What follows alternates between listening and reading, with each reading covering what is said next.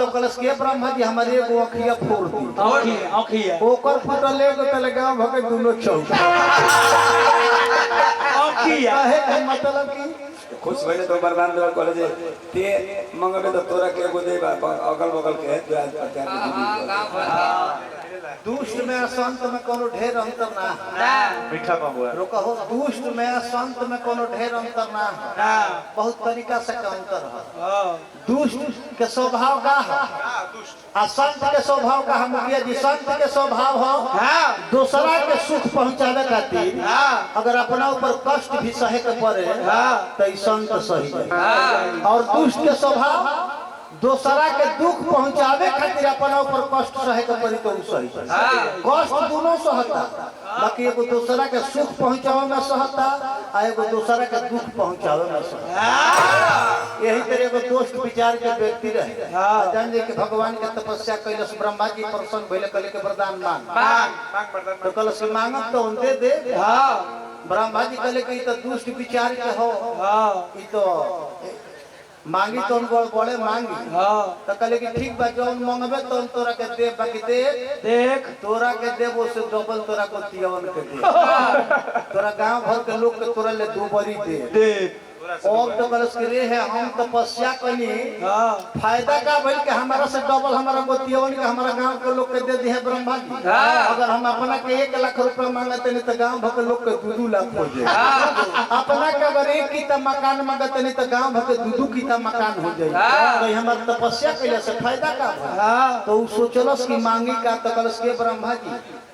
गांव भर के डबल देम नु तो कहले हां तोरा से 2 बारी तोरा गांव के लोग के दे तो सोचलस कलस के एगो तो हमरा द्वार पर इनार खुनवा तो कर द्वार पर एगो खुनाई तले गांव भर के लोग के द्वार पर दूधू अब जानी कि सोचलस तो कलस के ब्रह्मा जी हमारे एगो अखिया फोड़ दी अखिया ओकर फुटल एगो तले गांव भर के दोनों चौक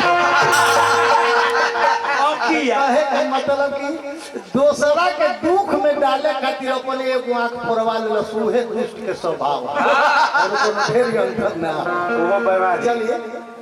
बड़ी अच्छा बात सुनौले है सिमरन में सिमरन ना वंदना में शंकर जी के पूजा पाठ कैले खुश भइले तो वरदान देव कॉलेज ते मंगबे तो तोरा के एगो देबा अगल बगल के द्वार यही से सास बताओ तो आज कुल ही देवता से कुछ मांगा शिव जी से कुछ मांगा ही कहना चाहिए ना जिन जिन मंगल बरन को बिना से भइल मंगल है के बस बस बस जन के मुंह के मंगल है ना पूरा खानदान से चल गए लोग शिव जी से मांगे करना चाहिए और भांगे देता हूँ मंगवा 1 लाख दे दे 2 करो अब दो मान रहो कर 12 18 17 कुल करे लगो मान जो बाबू हो बेच के ऐसे शिव जी के खाली गुहराओ बिना विनती करो मांग जन से कथा तब एहू कथा के जबान वाले को हम देख नहीं जनेरा टाइम दे लो 40 मिनट बना 1 घंटा पूरा विपक्षी व्यास के थर्ड कौन बात ना हम के व्यास के नाम ना देते अपन अपन ड्यूटी बा कोयला के काम बा लेकिन ई हमारा जरूर बुझाई बा संचालक महोदय जी ये हमारा भारत देश में नाती के गौनिहार लेखा बैठ कोनो व्यक्ति है कैसे जी पूछा जे का बताओ तो सबसे कम मजदूरी बा नरेगा के लेबर में बनू बनेगा आ जान दो ही महाराज जी 8 घंटा के उनके ड्यूटी कागज पर चढ़ता 3 गोला काम करते रह सब 30 आदमी के नाव चढ़ आ जा करे सो 8 घंटा में 17 या 18 तक गाड़ी मोटी ठीक करते बाकी समय खैनी मैला तरह हई हमनी के नाती के कौन हर दिन ब्यास कहानी जा समिति कमेटी चैलेंज लेके कहते हैं आपको 40 मिनट गाना है आ तो वो बैकअप 1.5 घंटा का बता अब बताओ ये हरी से लोग होगा जी हम कोनो को कहता नहीं हम कोनो को कहता नहीं हम 40 मिनट का टाइम दिया था 1.5 घंटा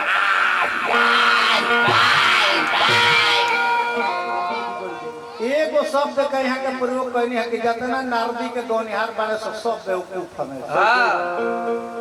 गोनी समय देख ले भाई नो कितना समय बोले है फिर समय हमने के 45 मिनट बनो अरे तू करी अच्छा रुक जा लगभग अब 40 हो गया 35-40 के बीच में बात 36-37 होत हुई देख लो भैया कौन साज बाज जाता तबे से देखे के काम बा स्वामीनाथ भैया तू कम ना घिचला तू घिचला लेकिन बेवकूफ शब्द कहला है अपनों के जानता मनुहा अपनों को तू कहला जौन शब्द के प्रयोग कई आई शब्द सुने खातिर जाके लोग नहीं के बोले ना ई शब्द सुने के रही तो हुलो हेड़वन के बोला के सुन लियो अरे बोलना है तो मीठा बोलो कटु बोलना मत सीखो अरे यार बोलना है तो मीठा बोलो कटु बोलना मत सीखो बताना है तो राह बताओ पथ भटकाना मत सीखो जलाना है तो दीप जलाओ दीप जलाना मत सीखो लगाना है तो बाग लगाओ आग लगाना मत सीखो और साउंड कम रखो साउंड ढेर बता साउंड कम रखो ऐसे से कोनो भी बोले ध्यान दे अरे तू करी बेवकूफ वाली भाषा जो बोलनी है का हो ना बाप के लिए उठिया तक के हो बेवकूफ बड़े 15,000 20,000 का गौनई गाँव तो लोग दूधू को नचलिया लेके घूमत तरीके जा चले ना जब आदमी के देखे मनुष्य के अपना ज्ञान के घमंड हो गई बा कि हम ज्ञानी हई ज्ञान के घमंड बा बाकी घमंड कितना बा एक और ज्ञान नहीं जबकि मानव जीवन जिए खातिर दू गो मूल मंत्र जरूरी है मनुष्य खातिर मनुष्य के जीवन जिए खातिर दू गो मूल मंत्र जरूरी है एगो शिक्षा और एगो संस्कार शिक्षा आपको झुकने नहीं देगी और संस्कार आपको गिरने नहीं देगा जो भाषा के प्रयोग कैला बेवकूफ के संस्कारी पुरुष को अपना कर सकेला एकरा के बुरा मत बनी अपन अपनी मत लेकिन संस्कारी पुरुष को वो ही भाषा के प्रयोग ना करी झूठा हो कहना जे हमार तहरा से प्यार प्यार ये शब्द सुने खातिर भीड़ भीड़ जनम एगो गीत रहे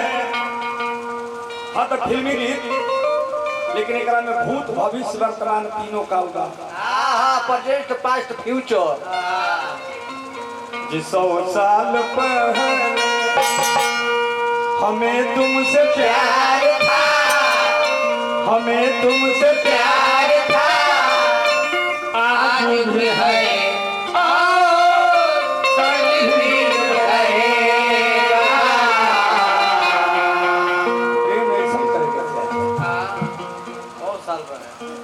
प्रेमी को हटा जी सुन खातिर हम अरे जिया बेकरार बा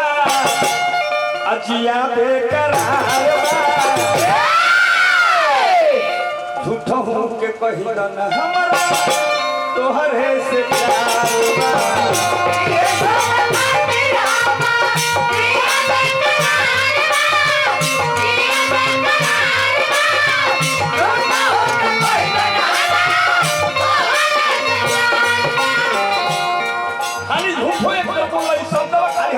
हमारी जिंदगी धनी हो जाए निकल जाए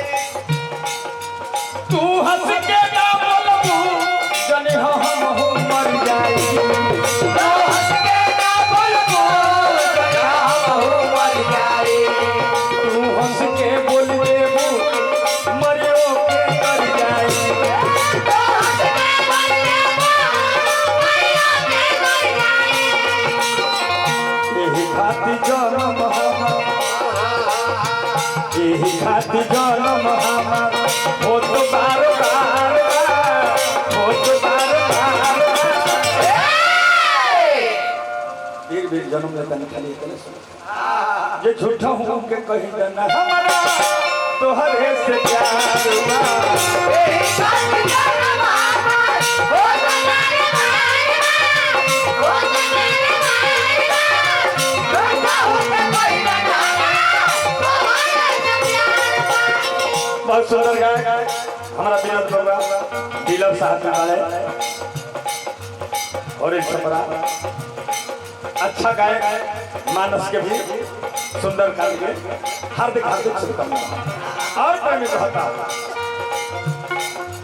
हम राजा तू ये गो दुनिया हो हम राजा तेरे तू ये गो दुनिया हो ए हम राजा तू ये गो दुनिया हो हम राजा तेरे तू ये गो दुनिया हो। बहुत बहुत रुपया पुरस्कार हमने के बहुत बहुत सहयोगी प्रेमी साथी संघाती मिथिलेश सिंह के सुपुत्र माने एगो और बबुआ के तरफ से हार्दिक हार्दिक अभिनंदन बस दुइए गो हाँ हो दुइए गो का दुनिया है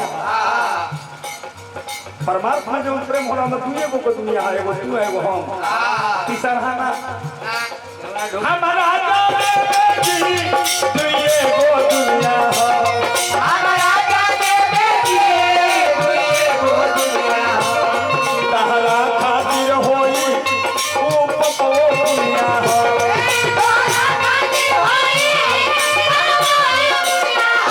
तहरा बिना हमारा खातिर सुना संसार बा सुना संसार बा उठो कहता हमारा तोहरे से प्यार बा ढेर दिन से नहीं खे सने लागो ये समनवा भदोगो से हमारा विचार दिल तहरा पर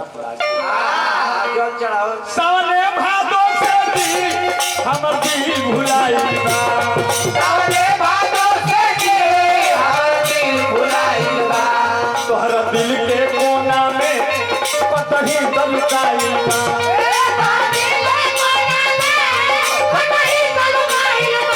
तोहरा बिना सुना सुना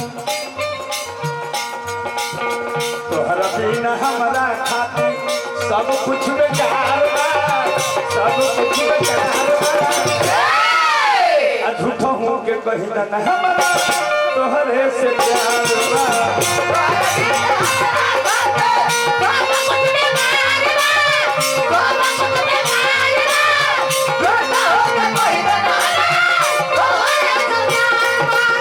अंतिम में प्रेमी अपन पता बता रहा है ठाकुर गायत्री के घर भोजपुर के नीचे बा ठाकुर गायत्री के घर भोजपुर के नीचे बा ठाकुर गायत्री के घर भोजपुर से नीचे बा ठाकुर गायत्री के घर भोजपुर के नीचे बा बिहार के बादर गंगौली वाला जनपाल में खत्म रोडा बिहार के बादर बलिया से नदी के बा बिहार के बादर बलिया से नदी के बा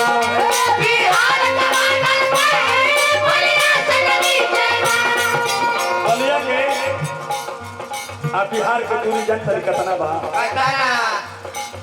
पीछे पीछे बहुत एगो पीछे पीछे बहुत एगो गंगा जी के धार बा गंगा जी के धार बा खाली गंगा जी के पटवे अलगा कइले बा वो बारी चल गेल बलिया हो गेल हेने वाला तो गंगौली डूबा हो गेल बिहार का जगह ना जे पीछे पीछे बहुत एगो गंगा जी के धार बा गंगा जी के धार बा झूठो हो के कही दना तोहरे से प्यार